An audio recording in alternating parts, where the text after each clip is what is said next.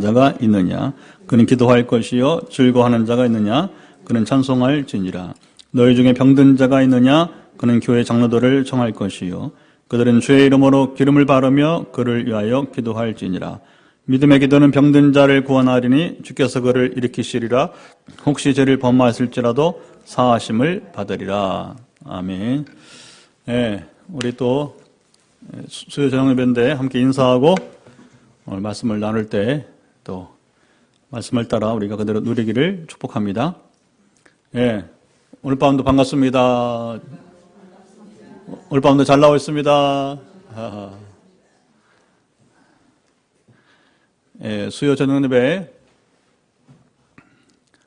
오늘도 야고보서를 나누면서 우리가 기도합니다. 오늘 17번째 시간이고요. 우리가 3번 더 19회로 이제 우리가 야고보의 경건, 야고보서를 나누겠습니다.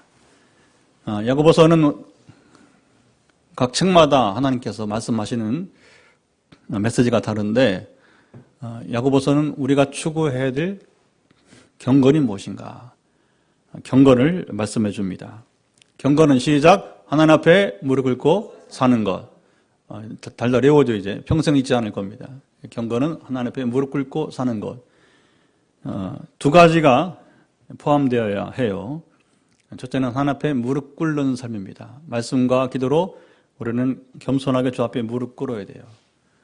그리고 더불어 무릎만 꿇으면 안 되고, 그러면 우리가 개인적인 신앙, 사적인 신앙, 요즘에 공적 신학이라고 해서 신학은 공적 신학이다. 공공의 신학이지 사적인 신앙생활이 아니라고 하는 거죠. 그냥 우리가 여러분 개인 생활에 빠지면 그건 뭐 신비주의나 아니면 소위 말하면 우리가 전통 신앙처럼 개인적인 신앙밖에 안 되는 거예요. 근데 기독교는 그런 신앙이 아니거든요. 그래서 반드시 두 번째, 하나님 앞에서 행하며 살아야 돼요. 순종이 따라야 되는 겁니다. 근데 하나님은 공공의 유익을 위해 살라고 하십니다. 하나님 나라는 자기 유익만 구하지 않고 공공의 유익을 추구합니다. 그래서 신앙은 공적 신앙이 되어야 됩니다. 할렐루야. 자, 이런 점에서 야고보서는 경건이 무엇인지 가장 잘 집중해서 가르쳐주는 성경책이다 볼 수 있게 되는 거죠. 요즘 뭐 영성, 스피리추얼리티 강조하는데 여러분 진정 영성을 배우려면 이제 야고보서를 알아야 돼요. 참 영성은 여기에 나타나 있습니다. 자, 야고보서의 수준 높은 경건은 야고보의 30년 그의 사역 결정체라 볼 수 있습니다. 그러니까 부활하신 주님이 자기의 밑동생인 야고보를 만나주시고 그로부터 30년 오순절 성령을 경험하고 야고보 30년 그야말로 이 사역의 결정체가 바로 야고보서다. 시간과 연단이 필요하다고 하는 거죠. 여러분 구약의 사람들도 모세도 40년 광야 신학교 훈련 그렇잖아요. 그리고 아브라함도 부르심받고 25년 만에야 아들을 낳는 연단을 통해서 그리고 이제 다시 15년이 더 지나서 이삭을 번제로 드릴 때 40년의 그런 훈련과 연단을 통해서 아브라함이 된 것입니다. 신앙은 시간과 연단이 필요한 겁니다. 하루아침에 급제조 될 수 없어요. 자, 야고보가 전한 첫 번째 경고는 뭐였죠? 시험, 유혹을 당할 때 기도하는 것입니다. 기도는 몸으로 시간을 채우는 것입니다. 시작. 기도는 몸으로 시간을 채우는 것입니다. 자, 여러분, 기도는 명상이 아니에요. 기도는 하나님과 교제입니다. 혼자 멍 때리는 거 아니에요. 소위 말하면 요즘 멍 때리는 거 아니에요. 혼자 뭐 벽 보고 여러분 이제 어떤 무아지경에 빠진 거 아닙니다. 여러분, 그건 종교에서 하는 일이고 기도는 하나님과 철저한 교제입니다. 그래서 교제는 몸으로 시간을 채워야 돼요. 말씀도 그렇고요. 성경은 몸으로 읽는 것입니다. 여러분 생각하며 읽는 거 아니에요. 머리로 읽는 거 아닙니다. 여러분 성경 몸으로 읽어야 되는 거예요. 자, 하나님과 교제로서 기도를 하면 적어도 1시간은 해야 되죠. 여러분 누가 만났습니다. 친구와의 교제, 또 여러분 이성과의 교제, 부부의 교제. 적어도 한 번 만나면 1시간은 만나야 그 교제라고 하는 것이지 그 이하는 교제를 할 수가 없는 것이죠. 마찬가지입니다. 하나님 인격이시기 때문에 인격이 하나님과 우리가 교제하려면 적어도 매일 1시간, 최소한 1시간은 하나님과 교제한다고 하는 거예요. 그건 아주 어린 신앙인이 하는 것이고 평신놀이도는 2시간은 하나님과 만나야 교제한다고 할 수 있는 거죠. 목회자는 말씀을 여러 번 이제 본인이 체득하고, 이거 중요합니다. 지식으로 분석하고 아니고, 해석하고 아니고, 몸으로 체득하고, 그 체득한 말씀을 전하는 영적 지도자이기 때문에 3시간은 말씀과 기도로 몸으로 만나야 되게 되는 거죠. 그럴 때 목회자가 하나님과 교제한다고 비로소 말할 수 있는 것입니다. 자, 우리가 야고보처럼 기도를 생활하여 시험을 잘 이기고 승리합시다. 이것이 바로 경건의 능력이라고. 뭐라고요? 경건의 능력이 되는 겁니다. 시험을 이기지 못하고 패하면 인생이 참 비참해져요. 그게 바로 뭐냐? 영적 무기력함이고요. 왜 그런가? 몸으로 시간을 채워서 하나님과 말씀과 기도로 교제하지 못하기 때문에 실패하는 것입니다. 자, 2번째 경건부터 5번째 경건까지는 우리 삶 가운데 일어나는 일들입니다. 자, 경건한 자는 자기를 자랑하지 않아요. 형제를 나와 동등한 존재로 대할 줄 압니다. 자, 은혜와 은사를 하나님께 주실 때 경건한 자는 자기 혼자만 그것을 누리지 아니하고 어떻게 해요? 교회와 이웃과 더불어 나눌 줄 아는 거예요. 하나님께서 우리에게 말할 수 있는 은혜와 은사를 주시고 있습니다. 때를 따라. 왜요? 우리에게 나오지 않아도 섬기라고. 물론 그렇게 통해서 전도가 되어 우리에게 나올 수도 있고요. 그러니까 교단, 교회, 교파 초월해서 우리는 섬기는 것이고, 지금 상황이 어렵지만 다시 또 우리는 3월 말에 다시 인도네시아 선계신학대학으로 가서 우리는 나누기 위해서 가게 되는 것입니다. 또 찾아오는 이들 우리가 맞이해서 그들이 회복되기를 바라고, 지난 토요일 회복 캠프처럼 이렇게 한 가정 한 가정이 또 회복되는 역사들이 계속해서 일어나게 될 것입니다. 자, 경건한 사람은 사람을 애모로 취하지 않아요. 경건한 사람은 이웃을 사랑합니다. 6번째, 경건한 사람은 믿음과 행함의 관계를 잘 이해합니다. 그래서 믿음과 행함은 결코 분리될 수 없다고 하는 것이고, 그래서 2장 21절에 믿음이 그의 행함과 함께 일하고 행함으로 믿음이 온전케 되었느니라. 그래서 믿음은 행함에 따를 때 온전한 성숙한 믿음이 되게 되는 것입니다. 자, 7번째와 8번째 경건은 그리스도인의 언어 생활에 대한 말씀인데, 이 언어 생활에 대해서는 야고보서에서 시험과 기도와 더불어 가장 많이 반복되는 말씀. 그래서 이것은 우리의 실생활에 가장 필요한 부분들이기 때문에 다시 한번 언어, 그리고 시험, 그리고 기도 3가지. 이것만 잘해도 우리는 여러분 이제 승리하게 될 것입니다. 3장 2절에 말에 실수가 없으면 온전한 사람이라고. 이게 경건한 사람의 참 모습이고요.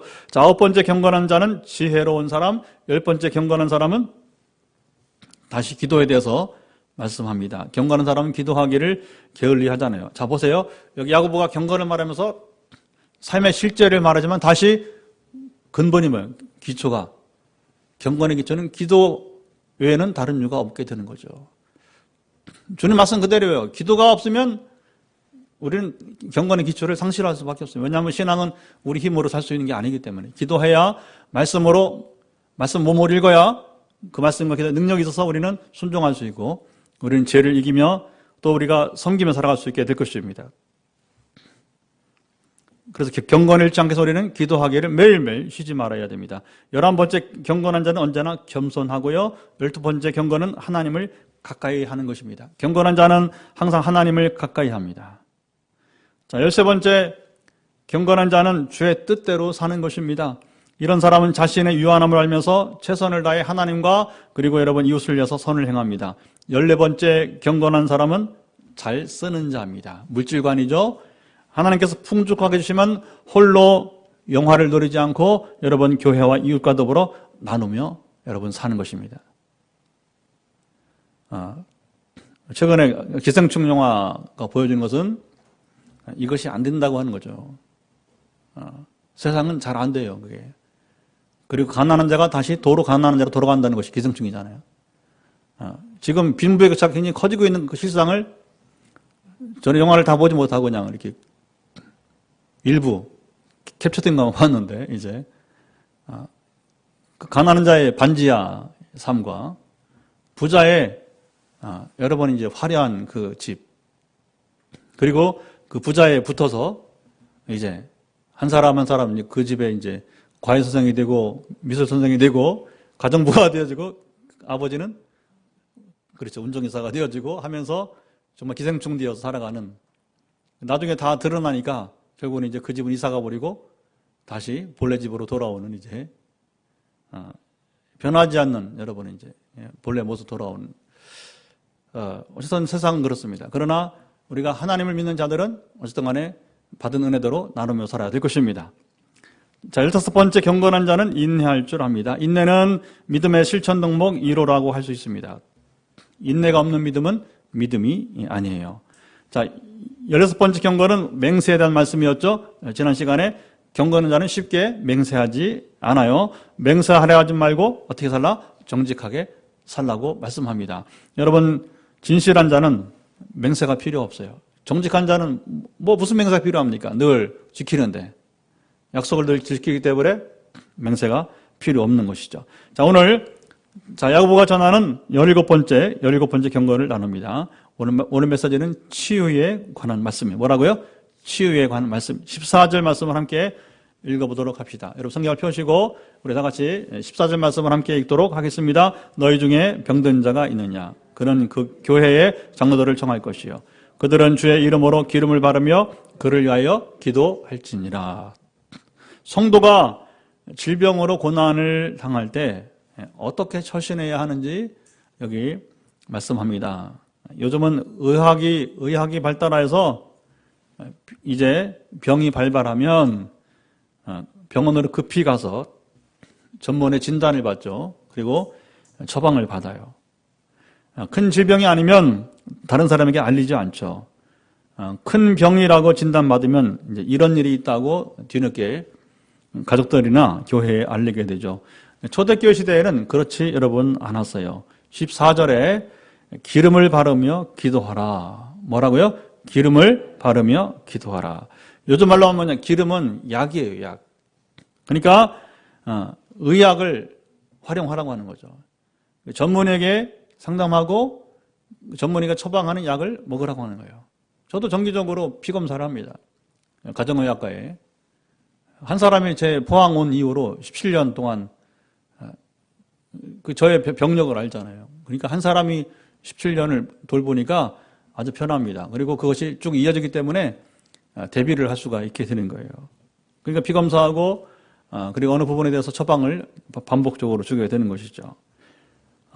그리고 이렇게 여러분 의학적 처방만 따르지 말고 기도도 하라는 말씀이에요. 기도하되 교회 장로들을 청하라고 권합니다. 장로는 오늘의 평신도 장로가 결코 아닙니다. 목회자를 의미합니다. 요한 3서에서 요한은 자신을 장로라고 말합니다. 소개합니다. 오늘날의 장로가 아닙니다. 현대 평신도 장로는 칼빈의 종교개혁 이후에 개혁교회에서 등장한 직제예요. 그 전에 여러분 로마 가톨릭 교회에서는 장로직이 없었어요. 자, 성경 말씀한 장로는 오늘의 목사와 같이 설교와 치리를 담당하는 장로입니다. 교회법에 따르면 목사도 장로예요. 자, 종교개혁 이후에 그럼 왜 평신도 장로를 두었느냐? 자, 목회자 혼자 설교도 하고 행정도 하고 치리 다 할 수가 없는 거예요. 너무 일이 많아. 특별히 대형교회는 더 그렇죠. 그러니까 마치 사도행전 여러분 보게 되면 사도들이 일이 많아서 이 말씀과 기도에 전념하지 못하는 거예요. 그때에 7 집사를 세우죠. 그렇죠? 그래서 목회자들로 더 말씀 사역에 그리고 경건 생활에 힘쓰도록 하기 위해서 그 목회자를 보좌하게 만든 것이 바로 장로제도라고 하는 거예요. 그래서 목회자 혼자 감당하는 짐을 서로 지게 되었던 것이죠. 자, 목회자는 치리보다 설교에 전념하게 되었고요. 자, 14절 말씀이 주는 의미는 초대교회 성도들은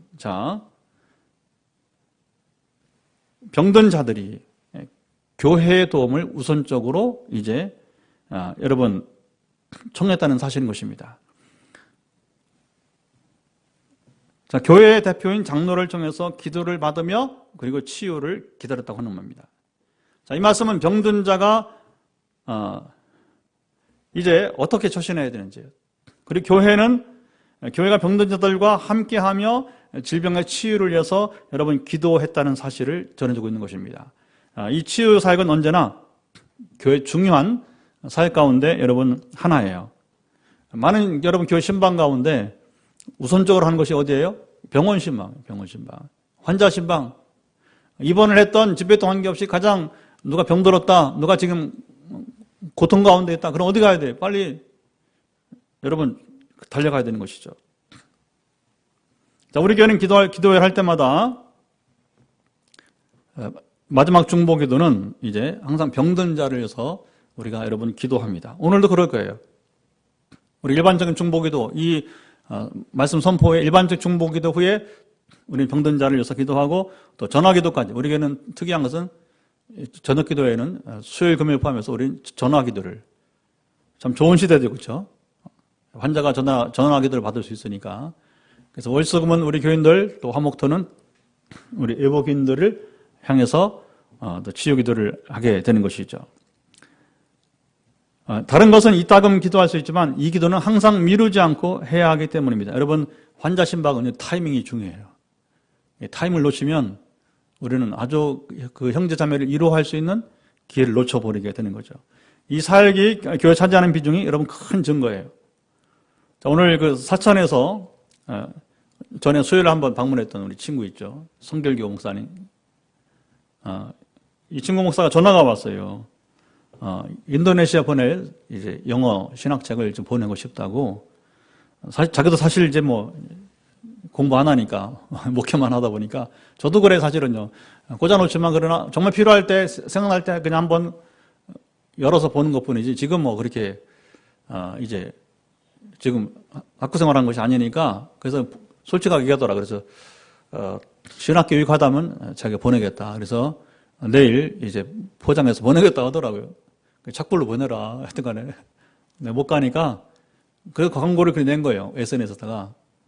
그랬더니 이제 또 전에 작년에 오셨던 2월 달에 오셨던 또 김진영 교수께서 이번에 이제 55년생이니까 올해 말 은퇴잖아요. 65세. 그래서 이제 은퇴하시니까 또 해외 신학교에서 책이 필요하다고 하니까 이제 하여튼 뭐 가능한 주겠다. 차 끌고 오라.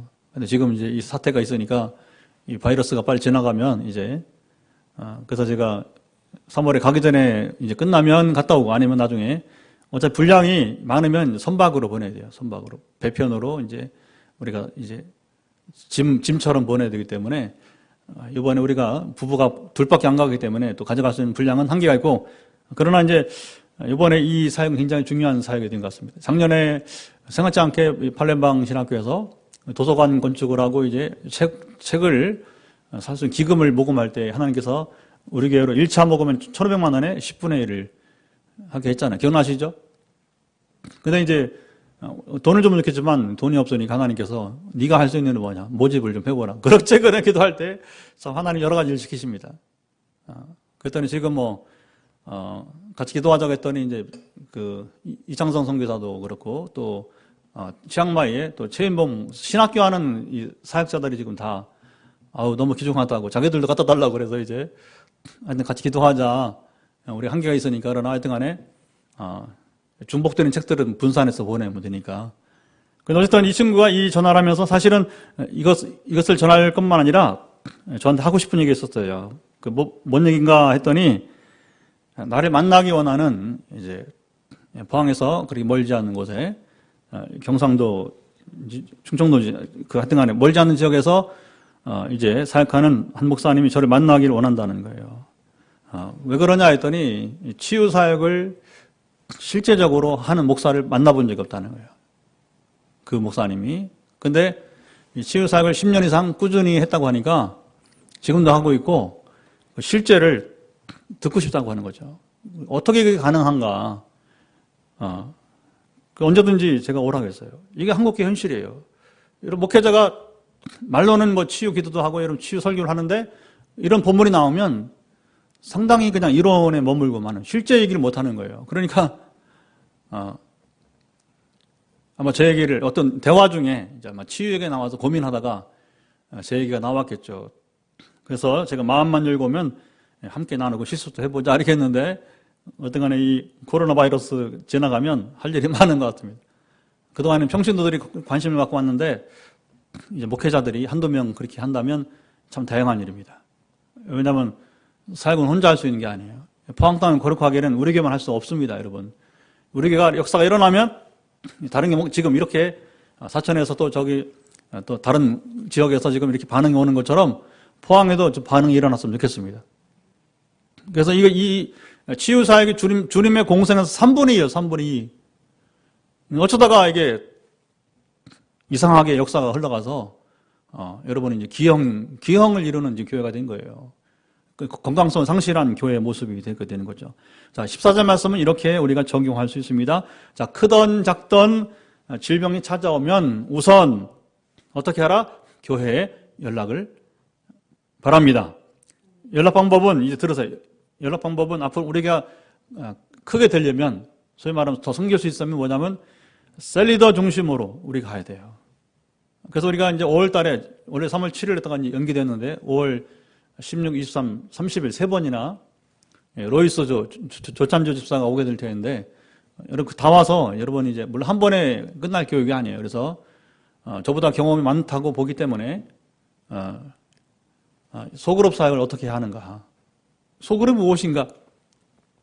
우리 제자말 통해서 배우고 또 이제 실습도 해보지만 그래서 우리가 조금 체계적으로 배우고 익혀서 여러분들이 정말 유능한 셀리더가 되길 바랍니다. 그래서 여러분 이제 우리 사역 가운데 I can be a 셀리더란 말이에요. 중요한 구호죠. 나는 셀리더가 될 수 있다고 하는 거죠. 여러분들 셀리더가 다 되어야 됩니다. 목회자 혼자 하는 것은 한계가 있단 말입니다. 그래서 이제 이런 적용을 그렇게 하자는 겁니다. 자, 다시 한번 어떤 병든 자가 있으면 셀리더가 먼저, 그러니까 병든 자는 먼저 셀리더와 함께 나누고, 자, 셀에서 함께, 셀 가족들과 함께 여러분 기도를 하는 거예요. 물론 셀리더는 저에게, 목회자에게 연락을 주고 저도 담임 목사도 함께 기도할 것입니다. 자, 앞으로 우리 교회는 목회는 셀리더 중심, 평신도 중심의 사역을 우리가 목표하고 있어요. 셀리더는 과거 구역장 수준이 아니고 여러분 이제 전도사님이나 아니면 부목사 역할을 하는 것입니다. 우리가 제자 훈련과 그리고 기타 리더 훈련을 통해서 충분히 이것을 할 수가 있어요. 셀리더는 이제 여러분의 애경사, 우리 교도 애경사를 가장 가까이서 섬기게 될 것입니다. 삶의 기쁨과 슬픔을 셀리더와 함께 나누며 사시길 바랍니다. 모든 셀리더들이 저와 훈련을 계속해서 받을 것입니다. 그래서 이번 조집사 와서 훈련도 마찬가지 그 일종이 되게 되는 것이고요. 자, 이렇게 셀리더와 셀가족과 이제 더불어서 슬픔과 기쁨을 함께 나누면, 자 보세요. 그때 비로소 가족 같은 교회가 아니라 가족인 교회, 실작 가족 같은 교회가 아니라 가족인 교회가 여러분 되는 것입니다. 그러면 자연스럽게 여러분 우리가 배운 대로 교회의 사랑 지수가 높아지는 거예요. 그래서 현대 건강한 교회 8가지 특징이 있잖아요. 그렇죠? 그중에 사실은 가장 점수가 높아야 되는 게 뭐냐? 바로 초대교회 같은 교회는 뭐냐? 사랑 지수가 높아야 돼요. 이게 그러니까 가족보다 우리 혈육의 가족보다 더 여러분 가족인 실제로 혈육보다 더 가족인 교회가 영적인 가족이 돼야 될 것입니다. 할렐루야. 자, 교회에서 서로 간의 끈끈한 정이 여러분 더하길 바랍니다. 교회가 든든히 자라는 귀중한 역할을 앞으로 셀리더들이 셀 가족들이 여러분 담당합니다. 교회 출석하는 보람을 느낄 것입니다. 그러니까 그러면 여러분 교회 오면 정착이 80% 100% 정착이 되게 되는 것이죠. 앞서가는 교회들이 그렇게 가고 있어요. 그래서 우리도 우리 네트워크 교회들과 같이 그 건강한 교회로 잘 자라가기를 기대합니다. 셀가족 예배를 통하여 그냥 말씀도 나누지만 말씀 나누면 그치지 않고, 자 보세요. 삶을 나누는 여러분 가족이 돼야 돼요. 자, 우리가 경건도, 자 보세요. 경건도 하나님과 관계만 아니라 사랑과 관계가 중요하다고 했잖아요. 우리가 공적인 부분도 잘해야 된다고 했잖아요. 그렇죠? 최근에 신천지를 보면 약함이 뭐냐면 얼마나 이기적인지 몰라요. 왜냐하면 정체가 사단이 뒤에서 역사하기 때문에, 사단이 조종하기 때문에 그런 거예요. 자 보세요. 그들은 은폐성을 갖고 있어요. 그렇죠? 왜 숨겨? 정당하지 못하다는 거예요. 그렇죠? 아니 정당하게 왜 자기를 드러내지 못해? 그 이번에 큰 피해는 여러분 대구의 어느 보건소 여러분 그렇죠? 책임자가 처음부터 신천지라고 말을 했으면 피해가 줄을 거 아니야. 근데 지금 거의 뭐 절반의 3분의 2 가까이가 신천지 교회 때문에 지금 1000명이 넘었잖아요. 거의 절반 이상이 신천지 교회 때문에 일어나고 있는 거예요. 그들 은폐성 때문에. 왜 속여? 사단은 거짓의 아비이기 때문에. 왜 속여? 마지막에 이만희는 그들의 구주라고 믿기 때문에 그런 거예요. 그래서 여러분 이번에 드러난 게 뭡니까? 확실하게 신천지는 교회가 아니고 이만희를 구주로 믿는 사이비 여러분 단체라고 하는 것이죠. 그 하나님은 단번에 드러난 거예요. 단번에. 왜냐하면 그동안에는 우리가 교회 내에서만 그랬죠. 사회 사람들이 신천지가 뭐길래 그게 나오는 거예요. 요즘은 언론이 금방 빠르잖아요. 도대체 신천지가 뭐야? 저는 몰랐던 사람이 보니까 이게 이만희가 교주다는 거죠. 이건 사입이지 교회가 아니라고 하는 거죠. 하나님이 반드시 여러분 보세요. 사단에게 여러분 지지 않습니다. 여러분 사단이 똑똑한 것처럼 보이지만 그러나 결국 하나님의 손날이 있다는 사실을 이번 이 사실 증거하는 거예요. 아멘. 반드시 드러나게 되는 것입니다. 그러니까 여러분 이제 사단은 공공성을 지키질 않아요. 공적인 신학이 없단 말입니다. 사단은 이 사이비는 없단 말입니다. 근데 기성교마저도 만약 공적인 신학이 없다면 그냥 사집단이 돼버리면 이 명성교처럼 여러분이 돼버리면 이게 곤란한 거예요. 반드시 이 기회에 그냥 이 고난이 그냥 지나가면 안 되는 거예요. 깨닫고 중국의 시진핑도 변화되어지고 김정은도 변화되어지고 신천지 다 회개하고 돌아오고 아멘. 다 서로 우리 한국교회도 마찬가지고 가정에서도 개인도 마찬가지고 회개하고 좀 더 주님을 두려워해야 그리고 정신 차리고 회개해야 한국교회 부흥이 올 것입니다. 저는 그렇게 봐요. 이것을 어떻게 통과하느냐에 따라서 그냥 지나가기만 하면 몸만 구원받는 거예요. 이번에 여러분 그냥 우리가 몸만 구원받으면 소용없는 이 계기가 여러분 뭐냐면 영혼을 구원해야 돼요. 아멘. 그래서 이 부조리한 일들 여러분 이게 더럽고 악한 일들이 다 지나가야 되는 거예요. 교회를 핍박하고 그리고 여러분 성경을 잘못 이해했던 부분들도 지금 우리 치유얘기하고 있지만 잘못된 성경 이해도 좀 바로잡고 나가야 되게 되는 거죠. 모든 직업인들이 관계없이 이 기회에 하나님을 두려워함으로 나갔으면 좋겠습니다. 그래야 먼저 이 질병 때문에 지금 죽어간 자들의 희생이 헛되지 않을 줄 믿습니다. 한 교우가 병원에 입원하면 셀리더가 병원으로 달려가고 전문의를 통해서 진단받고 치료를 받되 반드시 주의 종을 불러서 초청해서 기도하는 것을 잊지 말라는 말씀인 것입니다. 자, 셀리더가 신방하여 상황을 파악하고 새 가족들과 더불어 기도하고요. 담임 목사와 또 더불어 셀리더와 소통하면서 상황을 인지하며 대처하면서 우리가 이제 신방 기도를 우리가 이제 하게 되는 거죠. 새벽 기도회, 저녁 기도회 우리 교회는 수요 저녁 예배, 금요 기도 등에서 합심으로 기도합니다. 자, 저부터 보세요. 무거운 짐은 나눌수록 어떻게 돼요? 가벼워지는 거예요. 기쁨은 나눌수록 커지게 되는 것입니다. 이건 전자의 경우죠. 우리가 왜 이렇게 기도해야 되는가? 무거운 짐은 함께 나눌수록 가벼워지기 때문에 그런 것입니다. 왜 성도가 고난당하면 주의 종을 청하여 기도를 받아야 할까요? 13절 말씀을 또 읽어보도록 하겠습니다.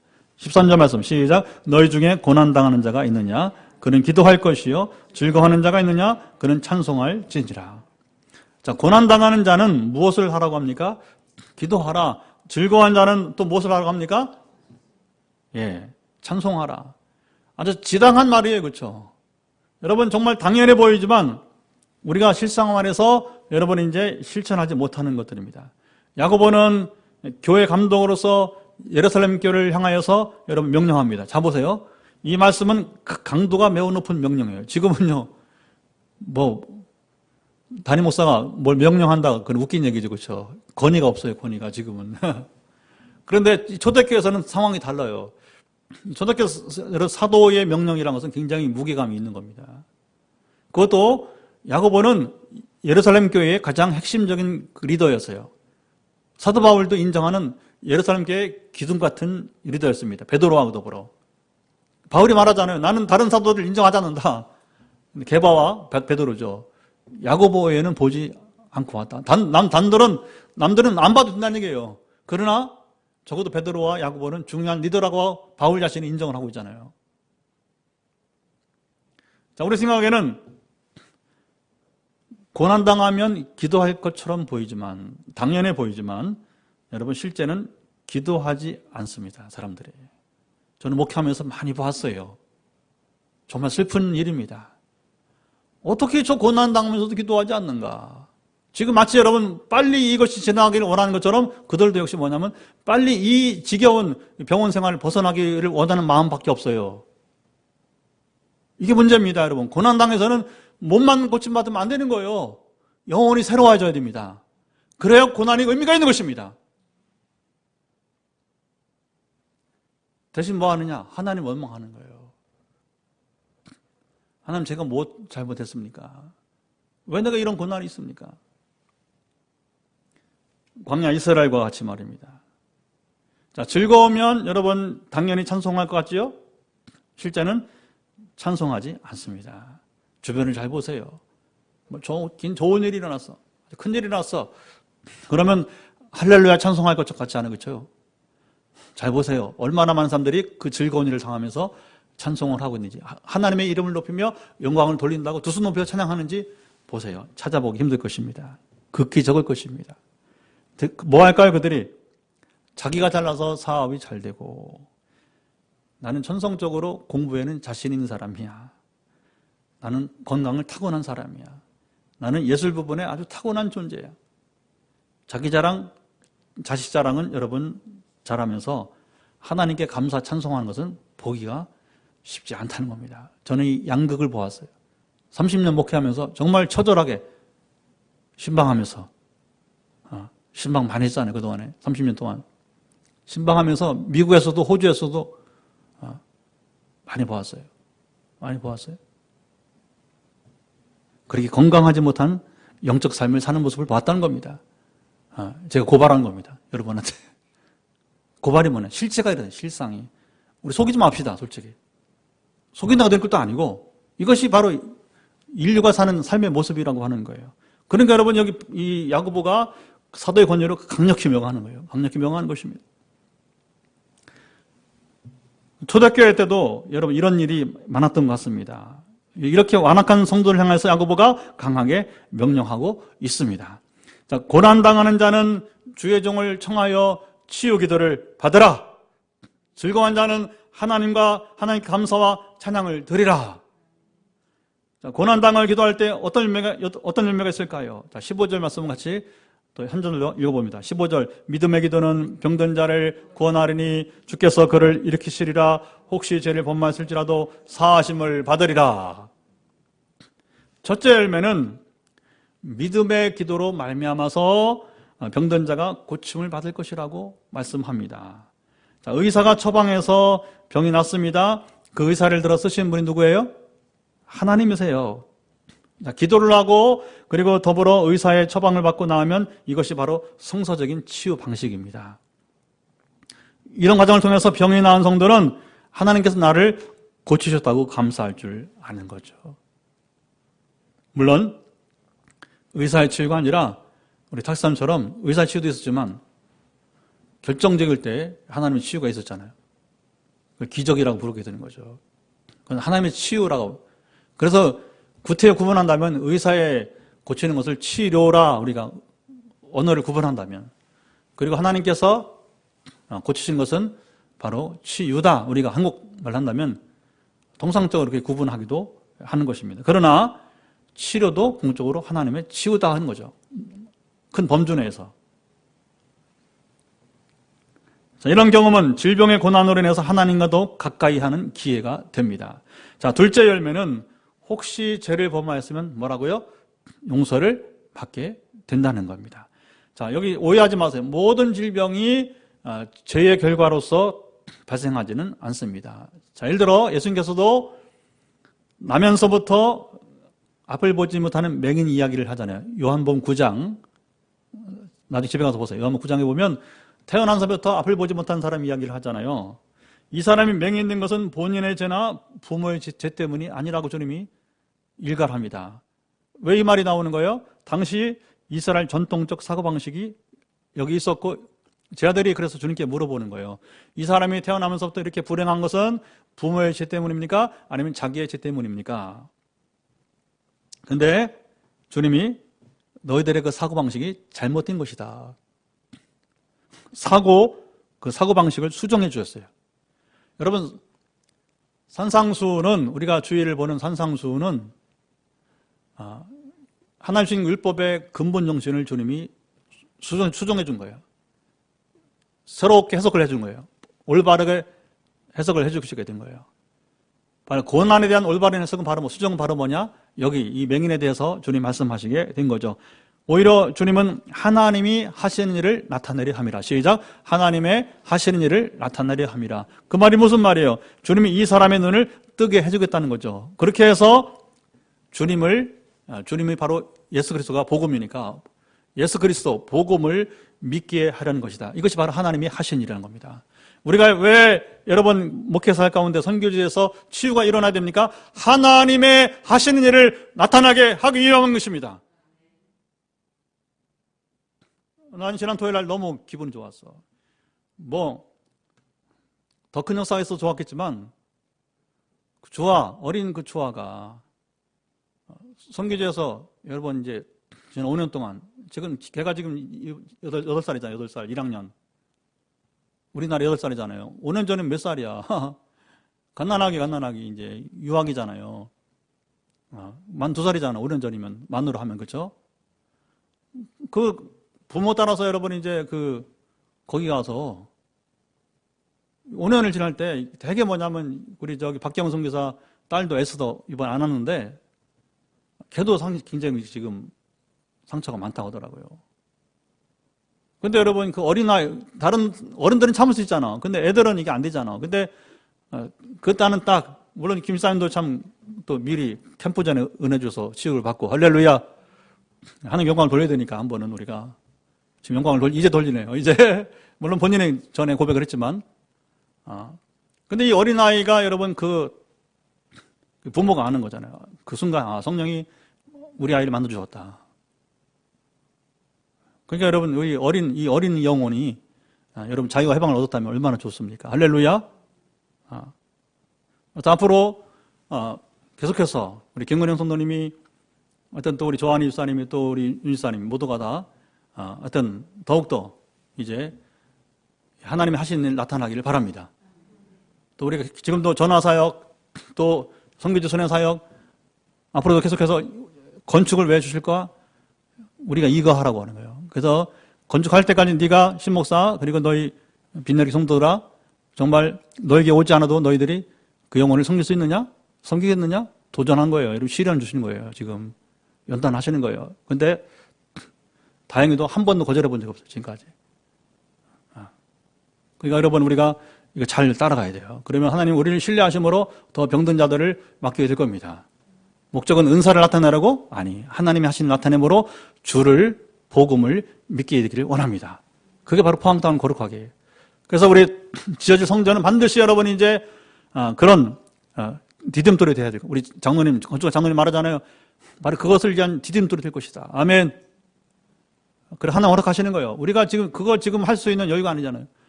근데 한 가지만 순종하면 되는 거예요. 우리가 이 사역을 잘 해가면 포항땅 거룩하게는 디딤돌이 될 줄을 믿습니다. 어떻게 앞으로 해나갈지는 더 물어봐야 돼요. 되게 지금 머리에 그려지는 바가 있어. 하나님 지금 포석을 넣는 일들이 있어. 그래서 처음에 미약하겠지만 아마 우리가 송기철 장로처럼 그러니까 어느 날 하루는 공개적인 우리가 치유 사역을 하게 될 것 같아요. 목요일이든 화요일이든 월요일이든 몰라요. 하루 저녁을 매주 우리가 기도하는데 그 기도회에 누굴 막론하고 우리가 초청을 하게 될 것 같아요. 그것을 통해서 하나님이 우리 교회를 포항땅 거룩하게. 그러니까 우리 교회는 몇 명이 뭐냐 관계없어요. 하나님이 재정을 순환시킬 것이기 때문에 여러분 걱정하지 마시기 바랍니다. 하나님 행하실 것입니다. 아멘. 어떻게 행하느냐? 치유 사역을 통해서 주로 하실 것 같아요. 그러면 여러분 지금도 우리가 지금 이제 개척 과정을 겪으면서 그 많은 외부 헌금 가운데 하나가 바로 치유 사역이었어요, 사실은요. 앞으로도 주님은 그러니까 우리는 여러분 그런 거 염려하지 마시고 우리는 본질에 하나님의 사명에 우리가 충실을 다해 달려갑시다. 병이 죄 때문에 생기는 것은 아닙니다. 사람들은 병을 갖게 되면 하나님을 두려워하죠. 사람이 갖는 마음이 사실은 아까 유대인들의 통속적인 그런 개념처럼 혹시 자신이 지은 죄가 없는가 생각하는 기회가 됩니다. 육체적 고난이 자신의 죄를 참여하고 주님을 만나는 기회가 되기도 합니다. 고난당하여 기도하니 그동안 참여하지 못한 죄까지 회개하여 이 용서를 받는 축복을 받을 수 있다는 것이죠. 그리고 주님은요 치유사역을 하시면서 자 보세요. 병만 고치지 않고 내 제사함을 받았느니라. 그러니까 이런 벌컥 일어나자는 거죠. 네가 뭐길래 제사하느냐. 우리는 당연히 하나님의 아들이니까 하나님 신가체를 선포하는 게 당연한데 그들은 뭘 했잖아요. 눈이 어두우니까. 근데 이게 중요한 겁니다. 여러분 이제 나병 환자 사마리아인이 고침받고 제사장에 가서 보이고서 돌아왔잖아요. 그렇죠? 감사사를 했잖아요. 그 다음에 중요합니다. 내 제사함을 받았다는 겁니다. 병도 낫고 죄도 사함 받고. 그런데 우리가 여기 조심할 것은 고난을 당했는데 몸만 고침받았어. 영적인 변화가 없어. 주님이 여러분 슬퍼하시는 겁니다. 사마리아인 말고 나머지 9명의 여러분 나병 환자들이 그렇게 된 거예요. 몸만 고침받았어, 몸만. 그러니 여러분 주님의 이 치유 사역의 목적은 그를 믿게 하려 함이라. 그를 믿게 하려 함이라. 복을 믿게 하려 함이라. 복을 믿지 못했으니까 여러분 실패한 90% 사역이 실패한 거 말하자면 주님의 목적에 빈당한 겁니다. 지금 오늘도 여러분이가 치유 자체가 목적이라면 어느 목사님 말처럼 실망할 수 있는 겁니다. 오죽하면 뭐 신의 은사에 거둬달라고 하는 조금 어긋나긴 하긴데 그런 분이 있어요. 실망하니까. 주님도 그랬단 말이에요. 90% 나가리요. 90% 나가리고 10%만. 그러니까 여러분 우리는 많이 사역을 해야 돼요. 그렇다 은사를 거두러가면 안 되지. 무기가 없으면 어떻게 전도하려고 그래. 무기 없으면 전도 못하는 것입니다. 우리의 치유 사역은 무기입니다. 전도의 문을 여는 키가 되는 것입니다. 선교의 문을 여는 키가 되는 것입니다. 우리가 여러분 치유 사역이 없다면 우리가 섬기지 못 나가는 거예요. 누가 초청해? 지난번 터키하고 여러분 가을에 불가리아에서 하나님의 역사 나타났으니까 다음에 또 갈 기회가 생기는 거예요. 반드시 가게 되는 겁니다. 만약에 역사가 일어나지 않았다. 누가 불러? 그때 보니까 뭐 아무 일도 없던데 뭐 여러분. 그러니까 어떤 역사가 한두 가지라도 일어나야 되는 거예요. 그래야지 우리가 여러분 이제 신뢰를 받게 되는 것이고 하나님이 함께 하시는 역사가 일어날 줄 믿습니다. 경건한 자는 육체에 질병이 생기면 의사만 찾지 않고 주의 종을 청하여 기도를 받습니다. 기도를 통하여 병이 낫고 또 나아가 그동안 지은 죄까지 참여하여 용서받은 이중적인 열매를 맺습니다. 사마리아인 그 나병 환자와 같이 저와 여러분이 말씀대로 삶으로 더 건강하고 풍성한 삶을 누릴 수 있기를, 그리고 오늘 이 자리에 없지만 영상을 통해서 잠시 후에 편집해서 볼 때 우리 교우들 모두가 다 그리고 영상을 바라보는 우리 한국이나 또 우리 선교사님들 다 볼 거거든요. 보는 사람 봅니다. 이게 그래서 하나님 지금 저 영상을 하게 하시는 거예요. 그러니까 죽은 얘기 아니라 우리 살아난 얘기니까 이 살아난 얘기를